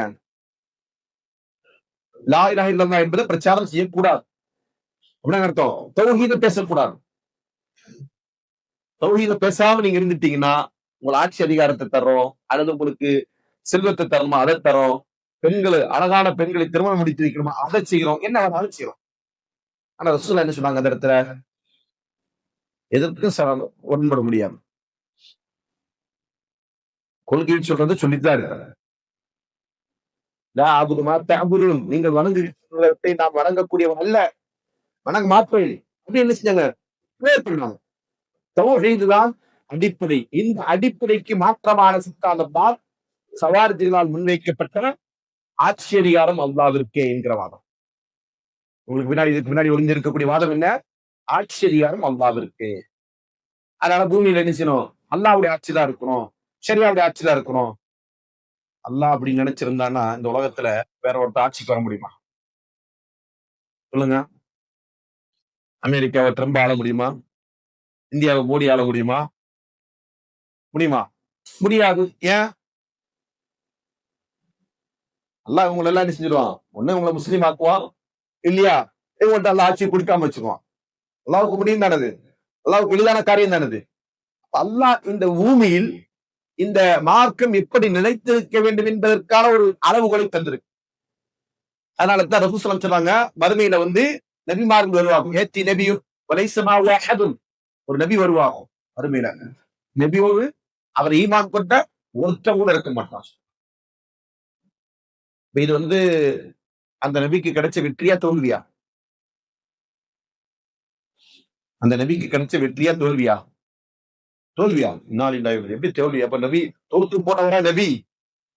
நபிக்கு தோல்வி எல்லாம் கிடையாது. நபி அவருடைய ரிசாலத்தை முடிச்சுட்டு வந்துட்டாரு, அவருக்கு வெற்றி. தோல்வி யாருக்கு? அவரை ஏற்காம போனவங்களுக்கு தான் தோல்வி. அவர் கூட ஒருத்தர் நிக்கிற பாத்தீங்களா, அவனுங்களுக்கு தான் தோல்வி. நபிக்கு தோல்வி கிடையாது. ஒருவரும் தன்னை ஈமான் கொள்ளாத நிலையில் ஒரு நபி வருகிறார் என்று சொன்னால் அந்த நபிக்கு தோல்வி என்றால் வல்லாஹி அல்லாஹ் மீது அடையா அந்த நபி தோல்வி அடையல. அவருடைய ரிசாலத்தை சொன்னதானத்தை ஒருத்தர் ஏத்துக்காம போனவனுக்கு தான் நஷ்டம், அவருக்கு நஷ்டம் இல்லை. அப்ப அதன் அடிப்படையில நாம சத்தியத்துல இருக்கோம், அதுதான் நமக்கு வெற்றிக்கான வழியை தவிர இந்த ஆட்சி அதிகாரத்தை கொண்டுதான் வெற்றி என்பது கிடையாது. ஏன்னா இஸ்லாம் என்பது உலகத்தை ஆளுகின்ற மார்க்கமாக இருக்க வேண்டும் என்று அல்லாஹ் விரும்புகிறான். அதைத்தான் சட்டத்திட்டங்களை தந்திருக்கிறான். அது எப்படி அது ஆளுகின்ற மார்க்கமா மாறும் என்று சொன்னார், இந்த மார்க்கத்தை பின்பற்றுபவர்கள் அதற்கு உண்மையாக இருக்கும்போது. இஸ்லாத்தை ஏற்றுக்கொண்டவர்கள் எப்படி இருக்கணும்? அல்லாஹ் தந்திருக்கின்ற வாழ்க்கை நெறிதான் உண்மையானது என்று ஏற்றுக்கொண்டு அவங்க நினைச்சணும். குர்ஆனையும் சுன்னாவையும் தன்னுடைய வாழ்க்கையில் கடைபிடித்து வாழும்போது அல்லாஹ் அதன் மூலமா இருக்கிறார், எல்லா வெற்றியும் அவங்களுக்கு தரான். நீங்க பாத்தீங்கன்னா வரலாற்றுல இஸ்லாம் ஆட்சி செய்த நகரங்கள், நாடுகள் எடுத்துக்கொள்ளுங்கள். அந்த நகரங்களிலும் நாடுகளிலும் இஸ்லாம் பெரும்பான்மையா இருந்ததா, சிறுபான்மையா இருந்ததா? கேள்வி புரிஞ்சுச்சா? புரியலையா? உதாரணம் சொல்லணும்னா இந்தியாவை இஸ்லாமியர்கள் ஆண்டார்கள். ஆளும்போது இஸ்லாமியர்கள் இங்க பெரும்பான்மையா சிறுபான்மையா? சிறுபான்மை. மாஷா அல்லாஹ், கரெக்டான பதில் தான். கரெக்ட். சிறுபான்மை, பெரும்பான்மை இல்ல. ஸ்பெயினை முஸ்லிம்கள் ஆளுகிற போது முஸ்லிம்கள் பெரும்பான்மையா சிறுபான்மையா? சிறுபான்மை. அப்ப எப்படி இவங்கள்ட்ட ஆட்சி போச்சு? இவங்களுக்கு எப்படி ஆட்சி கிடைச்சது? அல்லாஹ் நாடி விட்டான், அல்லாஹ் கொடுத்துதான் எல்லாம் போயிடுச்சு. அவர்கிட்ட எப்படி பறி போயிடுச்சு? அதுவும் அல்லாஹ் நாடினான், பறி போயிடுச்சு. அவர்கள் அது ஆட்சியை பெறுகிற போது அவர்கள் கொள்கை உள்ளவர்களா, ஈமானை உறுதி உள்ளவர்களா, உலகப்பட்டு இல்லாதவர்களா இருந்தார்கள். ஆட்சி பறிபோகிற போது கொள்கையற்றவர்களாக, வழிகேடுகளை கொண்டவர்களாக, உலக மோகத்திலே திளைக்கக்கூடியவர்களாக மாறினாங்க. ஆட்சி பறி போயிடுச்சு. இதான் வரலாறு. நீங்க ஸ்பெயினுடைய வரலாறு எடுத்தாலும் சரி, இந்தியாவுடைய முகலாய ஆட்சியுடைய வரலாறு எடுத்துக்கொண்டாலும் சரி, அதற்கு முந்தி பிந்தி எந்த ஆட்சியார்கள் உலகத்துல பெரும்பகுதி நிலப்பரப்பு இஸ்லாம் ஆண்டது இல்லையா? எங்க இருந்து ஆரம்பிச்சது? மதீனாவுல இருந்து ஆரம்பிச்ச அந்த இஸ்லாமிய மார்க்கத்தின் வெளிச்சம் கான்ஸ்டன்டினோபிள் என்று சொல்லக்கூடிய கிறிஸ்தவ மார்க்கத்துடைய தலைமை பீடமாக இருந்த இடம் தான் இது கான்ஸ்டன்டினோபிள் என்பது. அது எங்க இருக்கு? துருக்கி. துருக்கியினுடைய இஸ்தான்புல் தான் என்னது கான்ஸ்டன்டினோபிள். அந்த இஸ்தான்புல் வரைக்கும் என்னது இஸ்லாம் பரவிடுச்சு. எப்படி பரவிடுச்சு? கொள்கையால தானங்க பரவிடுச்சு. அந்த கொள்கை தாக்கம் தான் இவர்களிடத்தில் இருந்து கொண்டிருக்கிற நேர்மை, சத்தியம், வாய்மை, இவர்கள் அப்பளிக்கட்டவர்களா, உலகப்பற்றின்மையில் வாழ்கின்றவர்களா இருக்கின்ற காரணத்தினால் அல்லாஹ் அவர்களுக்கு கொடுத்த உயர்வு, சிறப்பு. அதை இழந்துட்டோம். முஸ்லிம்களுடைய எல்லா கண்ணியமும் பாழாகும். அல்லாஹ் பாதுகாப்பு. இப்படியான குழப்பங்களை இவர்கள் உருவாக்கி கொண்டிருக்கிறார்கள். யாரு? ஹவாரிஜிகள். இந்த ஹவாரிஜிகளை பற்றி நம்ம தெளிவான முறையில் அறிந்து கொள்ளவில்லை என்று சொன்னால், நம்மோடு இருக்கக்கூடிய ஹவாரிஜிகள் நம்மிடத்தில் ஊடுருவார்கள், அவருடைய கொள்கைகள் நம்மிடத்தில் திரிப்பார்கள், அவருடைய வழிகேட்டின் மக்கள் நம்மை அழைப்பார்கள். அந்த வழிகேட்டில நாமும் போய் விடுக்கிறோம். அதுல இருந்து நம்மை பாதுகாக்கும். அதற்காக வேண்டித்தான் இந்த தலைப்பு. இன்ஷா அல்லாஹ் இது ஒரு தொடர். இன்னும் இதனுடைய பகுதிகள் இருந்து கொண்டிருக்கிறது. ஹவாரிஜிகளுடைய வேறு சில வழிகேடுகளையும் அவர்களை பற்றிய சில பண்புகளையும் அவருடைய தன்மைகளையும் நம்ம அறிந்து கொண்டிருக்கிறோம். அதெல்லாம் எதற்காக சொன்னால், அந்த பண்புகளிலிருந்தும் அந்த அவருடைய நிலைகளிலிருந்தும் நம்ம என்ன செய்யணும், விலகி வாழ வேண்டும் என்பதற்காண்டி அல்லாஹ் தஆலா இந்த செய்திகளை முழுமையாக அறிந்து கொண்டு அதன் அடிப்படையில் நம்முடைய வாழ்க்கையை கொள்கையின் அடிப்படையில் கட்டமைப்பதற்குரிய நல்லதொரு தௌஃபீக்கினை நம் அனைவருக்கும் வழங்கட்டும் என்கிற பிரார்த்தனையோடு அஸ்ஸலாமு அலைக்கும்.